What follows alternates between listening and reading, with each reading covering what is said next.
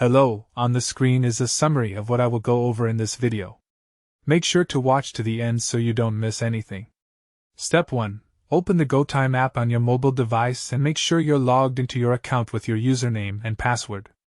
If you don't have the app yet, download it from the Apple App Store or Google Play Store depending on your phone. Step 2. Once you're inside the app, look for the menu icon, usually 3 horizontal lines in the top left or bottom right corner of your screen, then tap it to open the main navigation menu. Step 3. Scroll down through the menu options until you find a section labeled Referrals, Refer a Friend, or Share and Earn. This is where all your referral information lives. Step 4. Tap on that referral section and you'll see your unique referral code displayed prominently on the screen. It's usually a combination of letters and numbers specific to your account.